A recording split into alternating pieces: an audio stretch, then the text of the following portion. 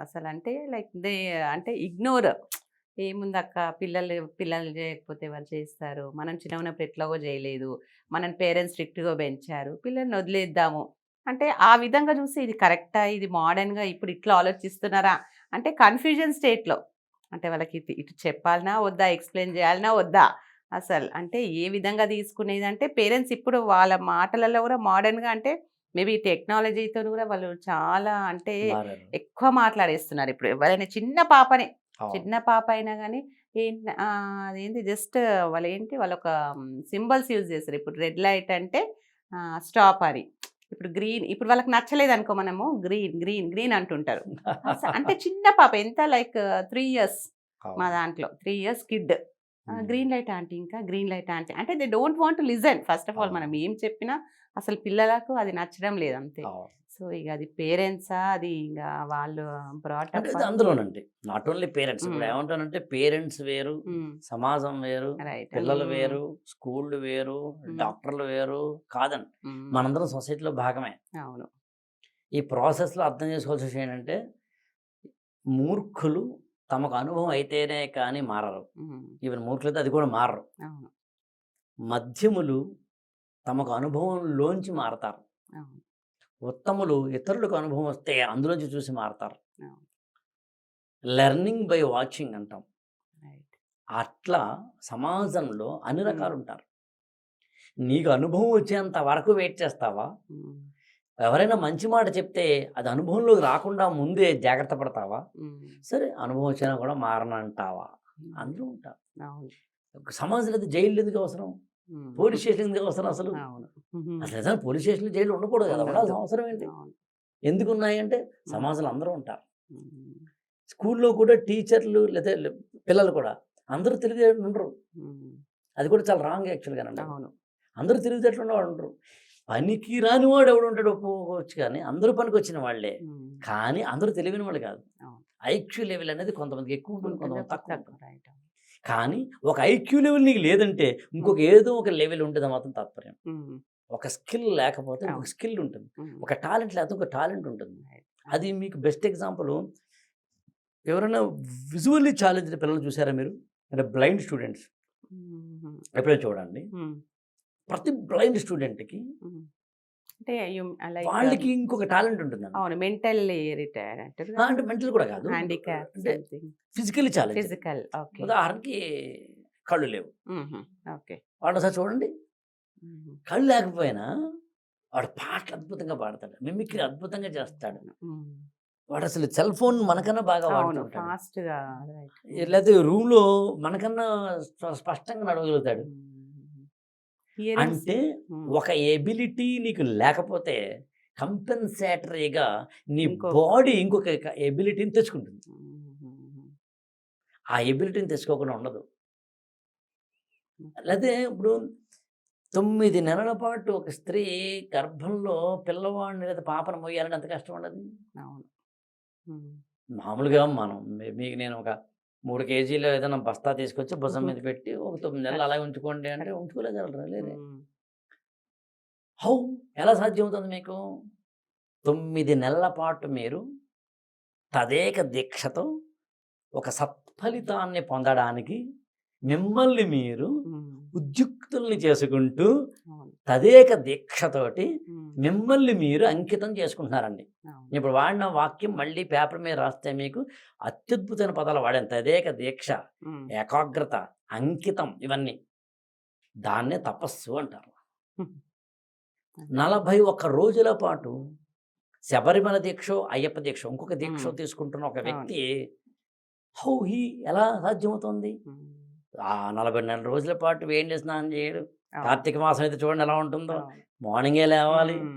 మద్యపానము, మాంసము, సిగరెట్లు అన్నీ అన్నిటిని మానేసి దూరంగా ఉండాలి. హ్మ్. నేల మీద పడుకోవాలి లేదా కాళ్ళకి చెప్పులు ఉండకూడదు. ఆ శబరిమల దాకా వెళ్ళడం కోసం ఇరుముడి కట్టుకొని ఎంత దూరం నడవడం. ప్రయాణిస్తున్నాడు. హ్మ్. కిక్కిరిసిపోయిన ట్రైన్‌లో ఉండి ఎలా అవును. వెళ్తున్నాడు. హౌ? హ్మ్. ఎలా సాధ్యమవుతుంది? తనను తాను ఒక సత్ఫలితాన్ని పొందడం కోసం అంకితంతోటి చేసుకుంటూ, హ్మ్. త్యాగం చేస్తూ, తనను తాను సంసిద్ధం చేసుకొని ఉద్యుక్తుడిని చేసుకుంటున్నాడు. హ్మ్. జీవితం అంటే అదే. తపస్సు.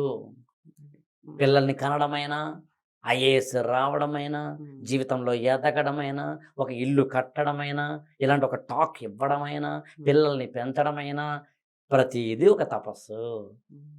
చివరికి వంట వండడం కూడా. నేను అవును. చివరికి వంట వండడం అంటే వంటను తక్కువ చేయలేదండి. ఉమ్. వంట వండడం కూడా తక్కువ అని చాలామంది అవును. అనుకుంటారు కాబట్టి. నేను మీ చాలా మీ పెద్ద మీ మీ ఏజు వాళ్ళకి, స్త్రీలకి మీ ద్వారా ఒక విషయం చెప్పాలనుకుంటున్నానండి. చెప్పండి. చాలామంది మీరేం చేస్తారు అని అడిగినప్పుడు అండి, ఏం చెయ్యరండి హౌస్ వైఫ్ అంటారండి. అది తప్పండి అది. హౌస్ వైఫ్ కూడా ఒక చేయడమే.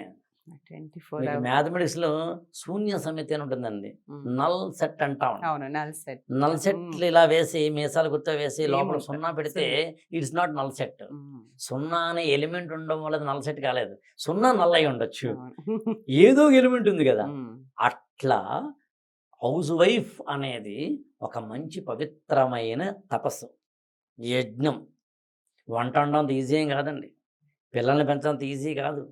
అత్తగారిని, మామగారిని సాటిస్ఫై చేయడం అంత ఈజీ ఏం కాదండి. ఆడపడుచు పెట్టే వంకల్ని తప్పించుకుని తిరగడం అంత ఈజీ కాదండి. తోటి కోడళ్ళ యొక్క పొడి పొడి మాటలో, లేకపోతే కనుక చిరుబురు మాటలో దాన్ని తప్పించుకోవడం అంత ఈజీ కాదు. తట్టుకోవడం అంత ఈజీ కాదు. చిన్నప్పుడు మాట విన్న కుర్రాడు టీనేజ్కి వచ్చిన తర్వాత మాట వినడు. చిన్నప్పుడు చక్కగా అన్నం పెడితే తిన్న అమ్మాయి పెద్దయిన తర్వాత పిజ్జా బర్గర్లు ఇవ్వకపోతే, అదే కురుకెరేను ఉన్నాయి కదా, అవి ఇవ్వకపోతే తల్లిని శత్రువుగా చూస్తుంది. భర్తకి ఏదో అంతకు ముందు రోజే కాస్త బాగా వండి పెట్టి ఓ రోజు ఎరక్కపోయి కనుక టమోటాను లేదా కనుక బంగాళదుంప ఏదో మాడిపోతే ఆయన ఫేస్ చూస్తే అసహ్యంగా పెట్టినప్పుడు బాధేస్తుంది. అంత ఈజీ కాదండి. సాటిస్ఫై చేయడం అనేది కష్టం. కష్టం. ఏ వృత్తికైనా, అవును. ఏ వృత్తికైనా. ఇప్పుడు చెప్తానండి, మీ వృత్తిని ఇతరులు గౌరవించట్లేదంటే అర్థం మనం గౌరవించట్లేదండి. అది నేను ఎప్పుడు స్త్రీలకి ఏమంటానంటే, ఇది స్త్రీలు వండుతారు కాబట్టి, నేను అంత స్త్రీలకే అంటలేదు ఇక్కడ. వంట అండి, వాళ్ళు వంట వండాలి, ఏం వండాలండి ఇప్పుడు, మళ్ళీ వండాలా, పొద్దున్నే వండాను మళ్ళీ వండాలా అని అనొద్దండి. ఆప్షన్ నెంబర్ 1, నేను మార్నింగ్ వండాను, నాథా నదికి పోలేదా పిల్లలు, ఇంకా వండను, ఇంకా ఈ పూట స్విగ్గీ జొమాటో ఆధారపడతారో మీ బతుకు మీరు బతకండి అనేంత ధైర్యం ఉండాలి. లేదా ఉదయం తిన్న తర్వాత సాయంత్రం మళ్ళీ అది రాత్రి మళ్ళీ ఆకలిస్తుందిగా, ఇది ఒక సైకిల్ కదా, ఆకు వేస్తుంది కదా, అన్నం వండడం నా బాధ్యత. It is a very respectable, గౌరవనీయమైన వృత్తి. పని పోని బయటికి వెళ్ళి ఆయన సంపాదనకి వెళ్ళట్లేదా, ఉసూరు మన ఇంటికి వచ్చిన వెంటనే మరుక్షణం మళ్ళీ ఆయన ఎల్ఐసి ఏజెంట్ అనుకుందామండి, ఇంటికి వచ్చాడు, కాళ్ళు కడుక్కున్నాడు, అన్నం తింటుంటే ఏమండి వస్తేస్తారా ప్రీమియం కడతామంటే వెంట వెంటనే వెళ్ళిపోవట్లేదా. మొన్న ప్రీ ఫైనల్లో మంచి మార్కులు వచ్చినాయి అబ్బాయికి, మనం ఓకే అంటున్నామా, అరే ప్రీ ఫైనల్ వచ్చినాయి వండర్ఫుల్ కంగ్రాచులేషన్స్ అంటలేదే. నెక్స్ట్ ఫైనల్ ఎగ్జామినేషన్స్ బాగా చదువుకుంటున్నాం, అదేంటమ్మా మొన్నే కదా ప్రీ ఫైనల్ బాగా అనట్లేదే. అందుకని నీ వృత్తిని, నీ పనిని నువ్వు ఏనాడు తక్కువ చేసుకోకు, అగౌరవపరుచుకోకు. సమాజం అంతా గౌరవించకపోయినా నిన్ను గౌరవించుకో. చేస్తున్న పనిని గౌరవంగా చేయి, భక్తి శ్రద్ధలతో చేయి, లీనమై చేయి. అందులో ఒక అత్యద్భుతమైన పరమాద్భుతాన్ని ఆవిష్కరిస్తున్నానని చేయి. శాటిలైట్ని అంతరిక్షంలోకి పంపించడానికి శాస్త్రవేత్త ఎలా తపన పడుతున్నాడో, బియ్యాన్ని కుక్కర్లో వేసి మెతుకుల నుంచి అత్యద్భుతమైన, ఎప్పుడైనా మీరు చూసి ఉంటారు కదండి, ఆ అన్నం బయటకు వచ్చినప్పుడు తలతల్లాడుతూ ఉంటుంది. యాక్చువల్గా అప్పుడే ఆ కుక్కర్ అలా లిడ్ తీసి దాంట్లోంచి అలా వెండి కంచంలోనూ మామూలు కంచంలోనూ వేస్తుంటే పొగలో కక్కుతున్న అన్నం అత్యద్భుతంగా ఉంటుంది. అందులో నెయ్యి వేసుకుని చక్కగా పప్పు లేకపోతే కనుక ఆవకాయ వేసుకుని తింటే చాలా బాగుంటుంది. ఆ మధురమైన అనుభూతిని అప్పుడే పుట్టిన పిల్లవాడు త్వరగా రక్త మాంసం అలా ఉన్నవాడిని ముద్దెట్టుకోవాలని తల్లికి ఎలా అనిపిస్తుందో, ప్రతి పూట అన్నం అలా ఉండాలండి.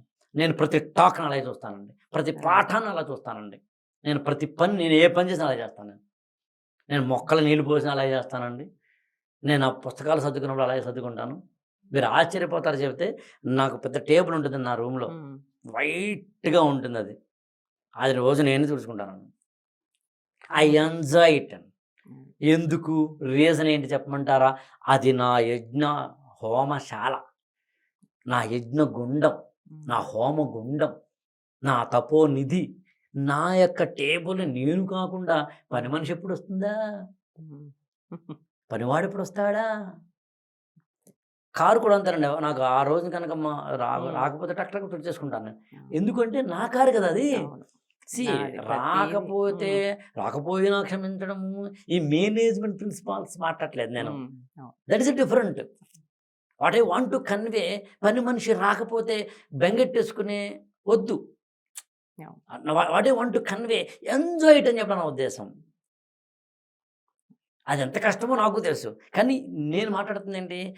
నిన్ను నువ్వు గౌరవించుకో, నీ పనిని గౌరవించుకో, నీ అందాన్ని గౌరవించుకో, నీ శరీరాన్ని గౌరవించుకో, అసలు నీ యొక్క మొత్తం ఎబిలిటీస్ అన్నిటిని గౌరవించుకో. అవి ఇనుమడింపజేయబడతాయని చెప్పడం నా ఉద్దేశం. దాన్నే సెల్ఫ్ కాన్ఫిడెన్స్ అనే పదం వాడారు మన వాళ్ళు. ఏ పని చేసినా నేను అలాగే చేయమంటాను యాక్చువల్‌గా. పిల్లలు ఆడుతున్నా సరే, పాడుతున్నా సరే, ఏం చేస్తున్నా సరేనండి. అట్లా.